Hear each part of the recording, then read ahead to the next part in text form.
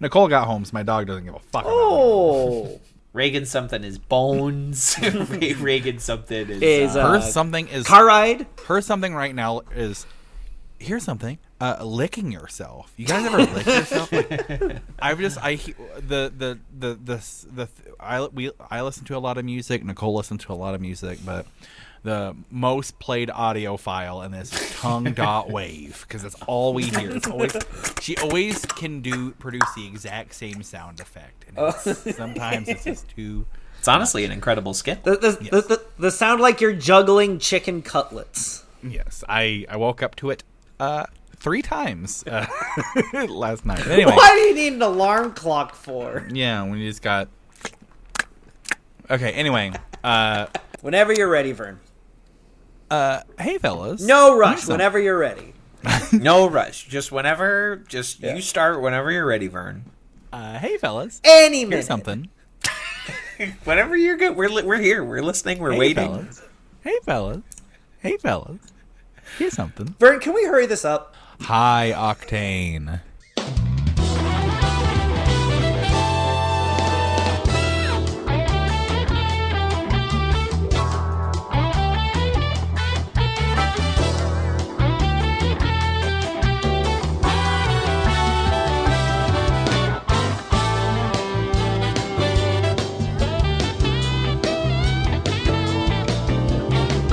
High Octane. Allow me, if you will, to set the scene before I start talking about my something. In fair Verona, we set our scene. On December 25th, also known as Christmas Day, my wife had to work. She had a 10-hour shift that day. Gross. Because she saves lives. Mm-hmm. Was she busy putting presents down chimneys? Yes. Your wife was busy that day. But there was no cookies or cocoa in that. There was no cookies or cocoa, and left the black beard for the white beard. But I found, for some sad reason, I was alone this Christmas season, and I thought it was time to finally check out something that I've heard about my entire life but never got a chance to check out, and I watched the 7-hour chronological cut of the first 2 Godfather films. Oh, yes. Like the TV thing? The TV thing, but all as one big thing for HBO Max. Oh. Back when it was HBO Max. And I watched that, and and it was an interesting curiosity for someone who's watched The Godfather as much as I have. A novel. To see new scenes into this thing and to see it restructured in a way that does not work better. I'm shocked. I'm shocked that opening with like 90 minutes of Sicily doesn't make the film. Literally an hour and a half before you see Amerigo Bonzera say, "I believe in America." Oh my God. That's too long. That's too long. But I want to hear it right up front. Sorry, go ahead. But because of that, and because of, I was like, this is a true story. I was working on some big biblical epic with a ton of extras and doing wardrobe stuff. And one of the people, just between takes, was reading Hearts of Darkness. He just had a copy of Hearts of Darkness that he was carried in his pocket, and he was reading between takes. And Hearts of Darkness has never reminded me of any film sets, right? Exactly. Just, No. I've never been in a film environment. And Historically, no. Historically, there's not some sort of funny inside joke between us about Hearts of Darkness and film sets. Sure isn't. There's no pun. Anyway, go ahead. But it kept like happening last year where like I would get reminded of Apocalypse Now. And I had just watched this 7-hour chronological cut. And you know what? Let's watch Apocalypse Now, too. And what it has started is something that I'm referring to as the Coppola kick, with a little trademark at the end. And I've just been doing a study of the Coppolas and just the stuff that they do. I've been very much enjoying it, going through all these bonus materials on DVDs and finding these interviews and just doing a study on why this family makes the decisions they make. And through this, there was one week where 2 different people on YouTube put together a very long, hour-long, film essay regarding like the Coppolas, and one of them was about Sofia Coppola and Godfather Part 3. And I thought, well, that's interesting. And it talked about the production of that movie, but also just like where Francis Ford Coppola was at his time, and just gives a lot of historical context, and just kind of talks about the career of Sofia Coppola. This it's called Sofia Coppola and the Godfather Part 3 Disaster by the Be Kind Rewind. And then I also watched this video essay called The Death of Michael Corleone, How I Learned to Love the Godfather Part 3. So I've just been taking all this in, but the Sofia Coppola video essay, as I've been queuing up things from all the Coppolas to watch, made me aware of one of Sofia Coppola's first forays into the world of entertainment. And it was through a show that was produced and aired on Comedy Central, called High Octane, starring and created by Sofia Coppola and Zoe Cassavettes. Ooh. And it is Cassavetes? Zoe Cassavetes, 1994 video news magazine, where we just go through, and Sofia Coppola and Zoe Cassavetes just shows us the things that they're interested in at that point. The very first episode, the kind of framework all the episode is on, is Sofia Coppola and Zoe Cassavetes are learning to drive a monster truck. They go to a monster truck driving a school. The opening credits for every episode is designed and created by Roman Coppola. But also, intermixed in this first episode is they have an interview with this model whose name is Jenny Shimizu.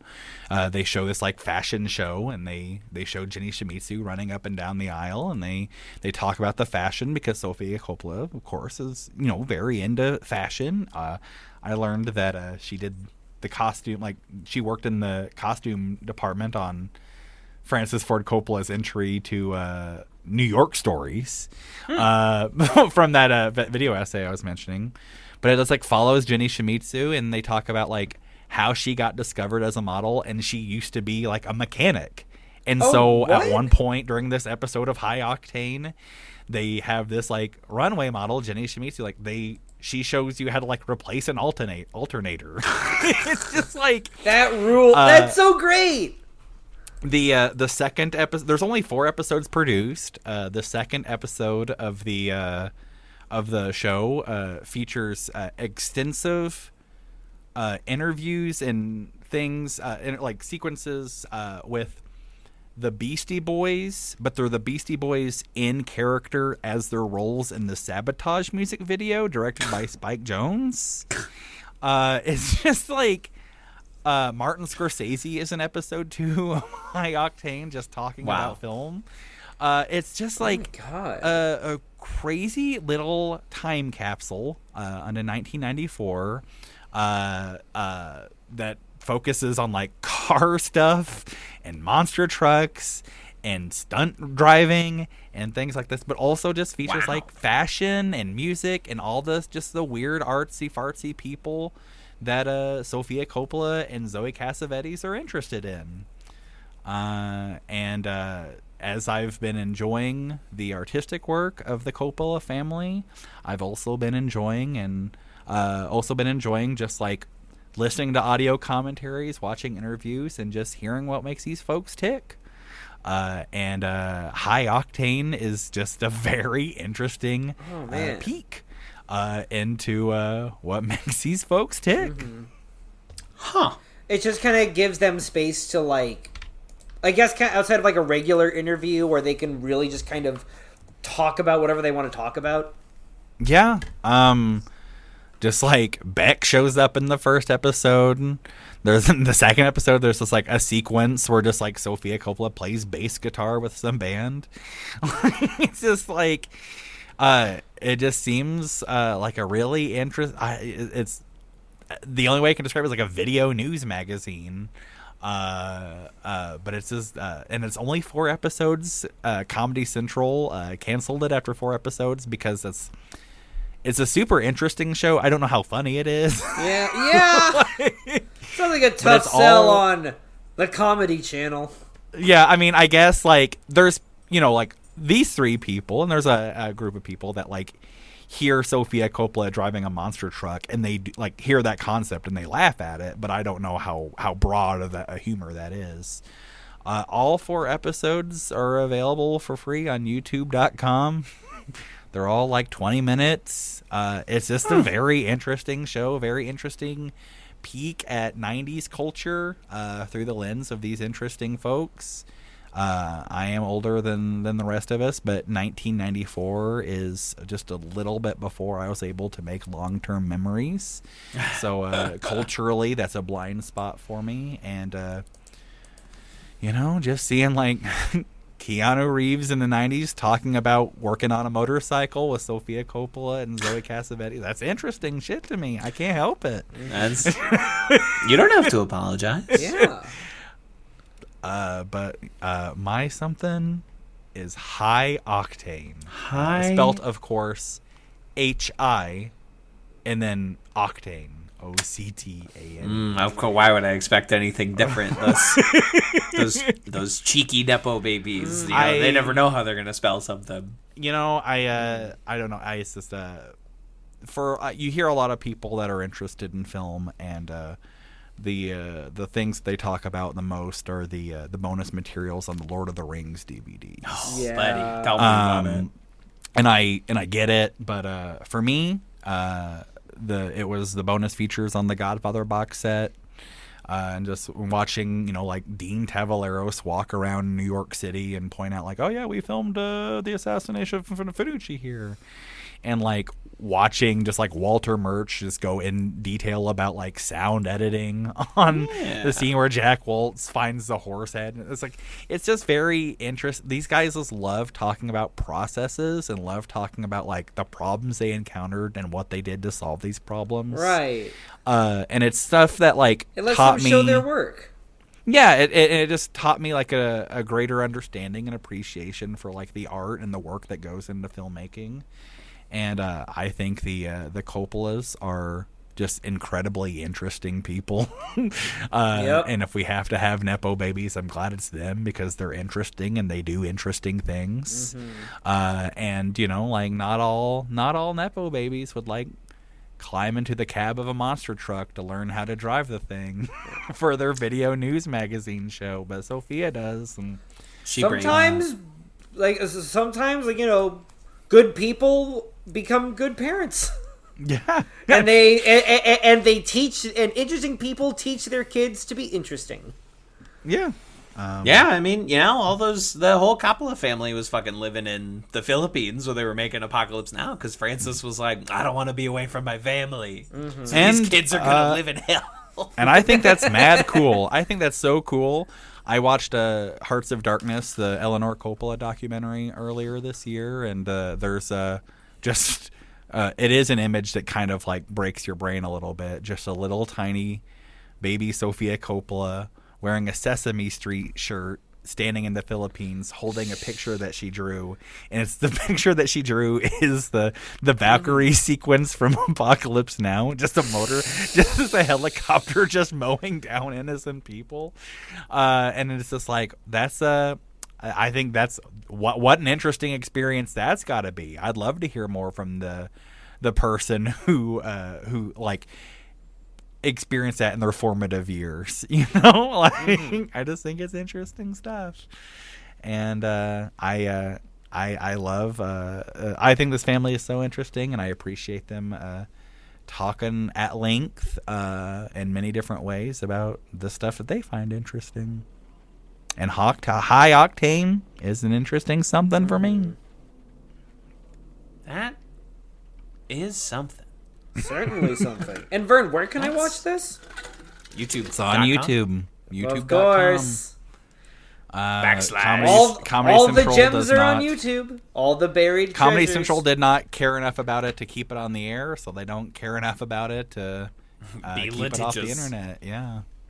And I'm super thankful for it. And then this is also just like, I learned recently after watching The Conversation that they tried to produce a series based on The Conversation, starring Kyle MacLachlan in the Harry Caul role. And the pilot has never seen the light of day. And in episode 2 of High Octane, Spike Jonze and Sofia Coppola have a fashion show just in the streets of New York, and the camera just cuts over to like Kyle MacLachlan and Francis Ford Coppola having a conversation, and like my little brain goes, "Is this when they were working on The Conversation pilot? Is that what this is happening?" And then, of course, there's nothing online or nothing anywhere to answer that question, so it just lives in my brain. But I don't know. I'm a big fan of Provenance, and I'm a big fan of like the weird stories behind things. And High Octane's just dripping with Provenance. Wow. Provincial. Probability. And who wants more than this provincial life? Belle. That motherfucker. Belle. Piece of shit. She wakes up every morning. She's too good for us. She wakes up every morning and sings a song about how we're all idiots. I thought for sure that my Letterboxd draft at the end of the year that my most watched actor was going to be Paul Rubens because of Pee-wee's Big Adventure, because of Batman Returns, and because of his voice role in the Beauty and the Beast animated Christmas sequel that was straight to video. Of course. But I forgot I had watched Heat that same year, so Al Pacino ended up being my most watched actor. She's got a great ass. Who want more than this provincial life? Starring Belle and starring Lil Abner. They got a great cast! Ooh, Justin did it again. Sully Sullenberger. Justin Sully Gurmarov. Justin Sully Solmerov. Sulston Selnry Gurmersol. And well, Sully's first name is Chestley, so it'd have to be like Justly. No, Sully. It's Justlin. No, it's his name is Chestley. Which is like a name a child would think up when they needed to name like a guy with big muscles. They named him Chestley. Chesley's also the name for a rich person's dog. His name is Chesley Sully Sullenberger. He's the former permanent representative of the United States of the International Civil League. Yeah, Chesley is like, if they didn't name it, I wouldn't be surprised if like in the original dub of that episode of Pokemon, if like Jesse. Is it James? If his Bazongos, the rich family that he lived in that has the Growlithe. If the Growlithe wasn't called Chelsea. Chesley.